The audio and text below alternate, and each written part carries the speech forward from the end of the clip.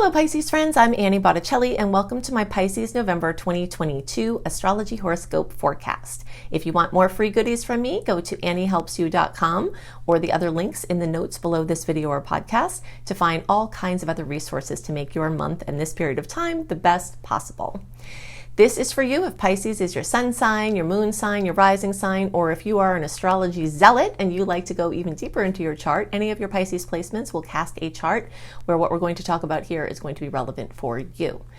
If you are a late degree Pisces, so we'll say like March 15th through the rest of the sign, or like 23 or so degrees through the rest of the sign, I suggest you additionally listen to my Aries report because you very cuspy people will benefit from both readings. Now we can get into the goodies of this month. As usual, there is a lot to talk about and we're going to take piece by piece to help you have the best month possible. Okay, so we're going to talk about Jupiter going direct, Mars retrograde, the eclipse. We're going to talk about the Scorpio planets and we're going to talk about the Sagittarius planets and how all of this affects Pisces, okay? So the first thing we're going to talk about is that Jupiter is direct, okay? So there are multiple layers of what we have to get into here. So Jupiter is the great expander, the bringer of growth. And since July, Jupiter has been retrograde. So for Pisces, this has been a very big year because Jupiter has been moving through your sign, okay? So it was giving you this new chance of redoing everything, reinventing yourself, redoing your connection with your body, revitalizing your health, your image, how you walk in the world, you know, your profession, anything that you identify with has had a chance for positive change. And all things might have been blazing forward. And then once Jupiter got retrograde in July, things started slowing down. But now anything that had kind of stalled out then will likely start picking up again now. And Jupiter is going to race back into your house of money. Okay, so the tagline I have for Pisces this month is Mega Money for Pisces. And I'll show you the reasons why I'm saying that. Now, it's very important to remember, and I always talk about this, but you know, it's worthy of coming back to. When we look at astrology, we're looking at potentials. And those potentials can turn into manifestations, okay? So I don't like to call astrology work, quote, predictions. This isn't psychic work. This is looking at from a scientific observation. When certain planets do certain things in certain places, certain things tend to happen. They tend to happen. There's an increase in chance of those things. Now, are they going to happen for everybody? No, absolutely not. It's more complicated than that. But there's an increase in that energy, okay? And when there's an increase in that energy, there's an increase of manifestation. So in some ways, certain things will turn into a prediction that occurred, but I'm not looking at it from the perspective of being a prediction. I'm looking at it to help you understand the energies at play and help you make the most of them. So you have multiple layers as a Pisces placement. You have multiple layers of improving your financial situation, period. Okay, and one of the things here is Jupiter going direct and racing back into your second house of earned income. Okay, and this period of time before now has been a lot having to do with you getting your certainty, you getting your clarity, you getting your foundation set within yourself so that you can show that money consciousness, some positive changes from your inner change, okay? So hopefully things will start moving forward there. Now, along the same lines of Jupiter moving through your sign. Now, some people have a banner year when Jupiter moves through their sign. Jupiter just expands everything and everything is amazing. Amazing opportunities come in that are fulfilled. And some people don't see that, you know, they feel like it's a lackluster performance from Jupiter. So if you haven't had something amazing happen during this time that Jupiter had been in Pisces, it was in Pisces and it went into Aries and it retrograded back into Pisces. And now as we start November, we're still just at the tail end of Pisces, okay? Just dripping a little bit left. One very important must know about Jupiter is that it plants seeds. So if nothing bloomed for you in this past year, don't worry, because seeds were planted that can pop up anytime during the next 12 years of this Jupiter cycle, okay? So just wanted to put a word out there for you all in case you're disappointed that nothing came through for you. Just kind of look at the ways that the seeds for your future happiness may have been sown at this time.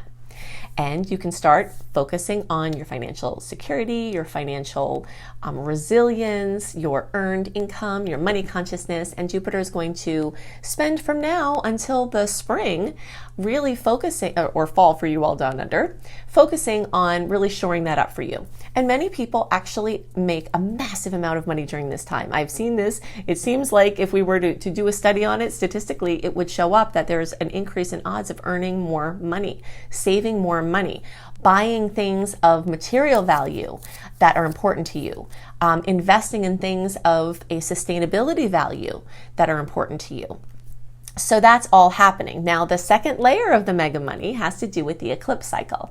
The eclipse cycle is in Taurus and Scorpio still. We started at the end of 2021 with this cycle. We're going until the end of 2023. So here we are about midway between. Eclipses can bring radical change, a change to your trajectory where you were going this way and all of a sudden you're going this way. And you can trust that whatever goes on is destiny and is unavoidable, and hopefully it will be super positive for you. There are unfortunate outcomes of the eclipses. Sometimes we have to say goodbye to people or things that we don't want to. And there are definitely challenging, stressful, defining moments that aren't always super easy. But this eclipse cycle is in a nice angle for Pisces placement. So the more Pisces placements you have, the more you're going to have the positive angles that come from the Taurus and Scorpio, fellow water sign Taurus, fellow complementary, nice angle between you and Pisces sign. And so what we're talking about here as a longer term cycle for these few years that, the eclipse cycle is going on, is a reshuffling of me versus we, my stuff versus your stuff and our stuff, your self-sufficiency versus your relationship and your connection with other people and other entities as far as like government, resources, So it's very much happening. So there's a lot of flip-flopping going on. And there's going to be more flip-flopping because this eclipse is going to happen in Taurus. This is a lunar eclipse. So we had the October 25th, 2-degree Scorpio solar eclipse just recently, and we are still going to feel the effects from that happening. Now, if you haven't watched my October report yet, definitely do that because in that I cover how that eclipse might help, hit you specifically in the effects you might see. In this report, we're only going to talk about the Taurus eclipse that is November 8th. And that's the lunar eclipse, and that's at 16 degrees. Okay, so again, the second house. So we already talked about Jupiter, getting ready to go there. We're talking about the second house being aspected for you, not because the eclipse is happening in the second house, but because the eclipse is happening in the sign, Taurus, that rules the second house, okay? And actually for some of you, March-born friends or like middle to late degree friends, so 10 degrees on through the rest of the sign, from the Placidus chart perspective, you might actually also have the eclipse happen in the second house. So that's just further reiteration. But either way, because it's happening in this sign, this is activated for you, and this has to do with your self-sufficiency. Now, the energy of your third house is also being accentuated by this eclipse. So redefining your communication, redefining how you express to the world, writing projects, publishing or things are coming up in a huge way, both from this eclipse and also because of Mars being in Gemini for a very long time. We'll get to that in a second.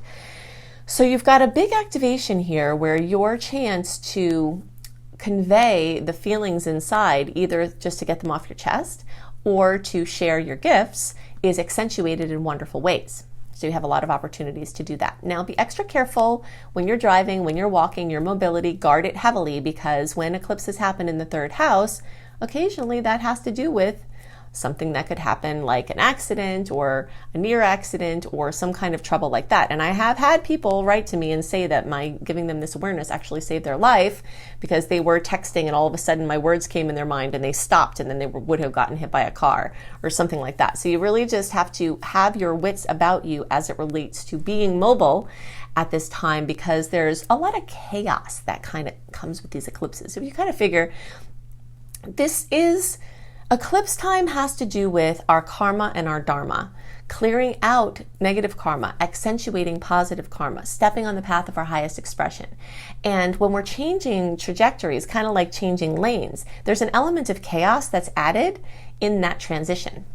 And that element of chaos is present during the time of the eclipses. And now as I'm recording this in September, we're already feeling it. The news is already starting to come in. 4 to 6 weeks before eclipse time, we start feeling it, hearing it, feeling that excitement that there's positive change, or that, foreboding that there could be things that, we're not as fond of happening. And all of it is active right now, and it increases the chaos. And along with that, I've noticed that sometimes glass breaks.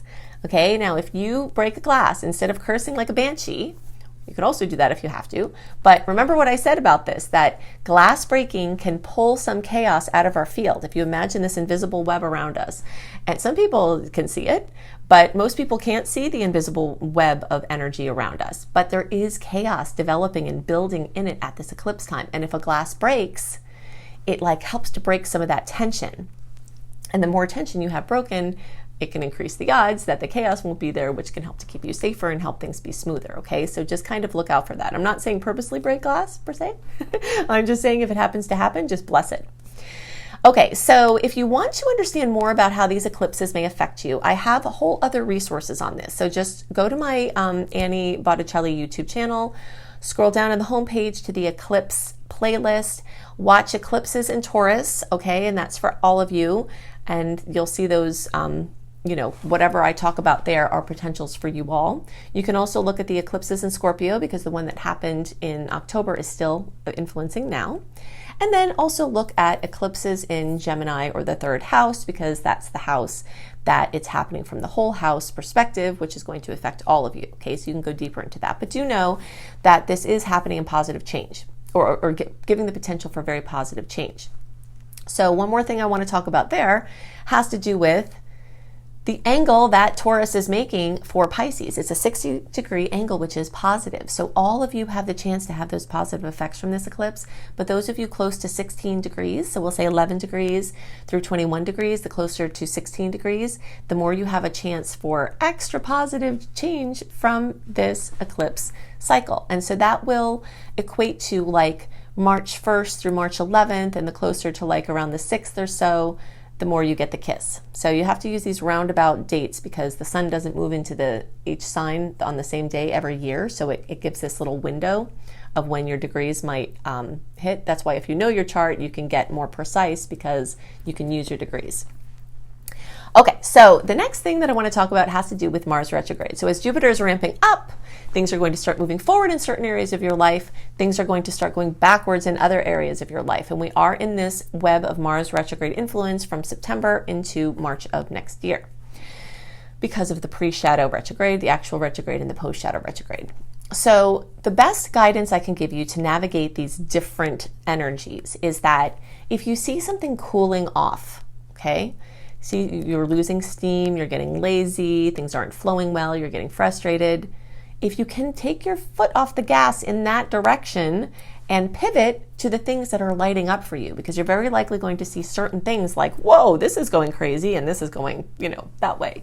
So if you align your efforts with, instead of trying to force these things that are not flowing, and then just really be present with and focused on and put your energy towards the things that are, you're going to have a much easier time and a much more enjoyable retrograde cycle, and make the most of the Jupiter going direct. Now, Mars is retrograde, like I talked about in Gemini. This can have to do with anything, actually the same energies that the eclipse is lighting up, as far as the communication, the transportation, your methods of mobility, your actual physical mobility, your writing, your speaking, your siblings or other relatives. Are really being brought up very strongly now. Real estate and housing and homes are also the big sector. So if you were trying to do a big house project and all of a sudden things lost steam and your workers stopped showing up, probably Mars retrograde, okay? So if you stop trying to force it, very likely it will just come back around when the cycle finishes, and it will be better, and you can save yourself a lot of frustration. But Mars is retrograde in your 4th house of home and family, and so you will probably notice that either things are cooling off in that department, or you're getting obsessively hot on that topic. Now, Mars is, a co-ruler of Scorpio, and it does hold some energy of obsession with it. So you might find that you're all of a sudden just like completely obsessed with home and family and real estate matters. And that's okay. Follow it. If it's flowing well, then flow with it, you know? And if it's not, and you feel the keynote of the retrograde, which is frustration, then just let that be your cue. Like, okay, I need to cool off a little bit in this department, and then all will be merry. Now, even though I'm saving this until last, it is actually one of the most exciting things to talk about. And we've already talked about some pretty exciting things. This has to do with the grand water trine that is occurring at this time, and especially for Pisces placements. Okay, so we've got Mercury, the Sun, Venus, transiting South Node, all in fellow water sign Scorpio. We have your Pisces placement plus some star goddesses, Juno and Estrella. We've got Neptune, we've got Jupiter for a little while longer, all in Pisces. Those make a 120-degree angle, the most favorable, positive, harmonious angle in all of astrology. Then we also have two star goddesses, Pallas Athena and Black Moon Lilith, in Cancer. And so there's this grand trine in water going on, which is super favorable for all water signs. And it is extended. It's not just right at this moment. Okay, there's a little bit before this time, there's after this time. So the positive benefits from this are multiple fold. Any of those areas of life, your intuition, you know, the Pisces stuff, your dreams, your lucid dreaming, your connection with the ethereal realms, your psychological progress and healing, your meditation, your artwork, your creativity, your private personal pursuits can all be supercharged. Your home and family and relationships with your childhood and your ancestry and your genealogy can all be amplified in positive ways. You've got your Scorpio matters, your shared money, your deep mysteries of the, you know, psychology and parapsychology, getting loans, you know, inheritances, businesses that involve shared resources. All of these things are supercharged at this time. And there's some element of them being supercharged for everyone in the zodiac, but because this ties in directly to your Pisces placements, you have a chance to feel this more. So all of those things are being accentuated for you. Tons of opportunities abounding. And then there's another layer. The houses that are aspected for you, that are being lit up by this grand trine, are also coming with all of these opportunities. We've got the energy in the things we started talking about before, where Jupiter was moving through your first house. It's now about to leave there. Your identity, your health, your how you're putting yourself out in the world. Now we've got the fifth house being accentuated by the Cancer placements, which is your creativity, your relationship with children, including your inner child. All of this is being amplified with potentials. You know, doing your work as your passion as your work. Bucket list projects. All of these things are in this beautiful formation. And this type of formation is the type of formation that things can just come to you. And you won't necessarily even have to do anything for some of them. Although if you have done things, the trine can bring them in from the work you've already done. Then we've got the ninth house, which has to do with everything and in your teaching, education, publishing, writing, speaking, long distance travel, learning languages, cultures, international business, spiritual processes and groups. So all of those things are lit up in the most amazing configuration in astrology. So just look for potentials to be coming from everywhere for positive change for Pisces at this time. And the last thing to know is that the mood is going to change in the second half of November. The first half of November is very strongly this water energy with Scorpio being in the forefront. And then as the month goes on, it moves towards this Sagittarius profile. So the things to know for Pisces about a Sagittariusly dominated sky, first of all, is that fire and water, you know how that goes, can be a little bit of a nuisance, can be a little bit of a pressure point, but I always like to give you the visual of the fire underneath your watery pot. Motivation, you know, even in the midst of Mars retrograde, which can dull motivation in certain areas, there are certain things that you're going to be very lit up about, where either because you want to or because you have to, get some certain things done. And the stars will definitely be much better for progress now that Mercury is clear, now that Jupiter is direct. So if you have to get some things done, and you may, the stars are definitely much better than if we had all of those things retrograde like we did before. So that is very exciting. But do know that you are going to notice a shift with the flow as the month goes on, where things are like speaking your language, and then as the month goes on, it's like, oh, it's speaking a little bit of a different language, bringing some awkwardness, but motivation to improve your circumstances, and you'll definitely have a lot of opportunities to do that. Okay, so I've given you a lot of information to work with to help you make the most of the starry possibilities. If you would like more free goodies from me, go to anniehelpsyou.com. That is the interface for all of the free goodies I make for you and all of my other offerings. And I also have blogs on that site, astrology blogs and more.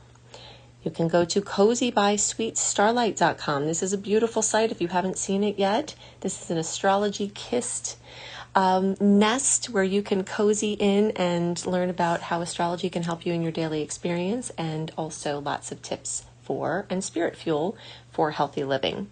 If you want some free courses on unleashing your money magnet and wellness, you can go to lumelife.com, L-U-M-E, life.com. At that same website, which is my school, Luminous Life Multiversity, you can find my very transformational programs, including my Becoming a Professional Astrologer Mastery Course. If you want to be a professional astrologer and earn money as an astrologer, I can teach you how to do that from ground level all the way up to the professional level. Or if you just like to learn for your own personal development and helping friends and family, I can also help you there. And I have other courses that you can see there at lumelife.com, L-U-M-E life.com. If you're looking for readings or personalized astrology education packages, you can go to anniebclarity.com and see the options there.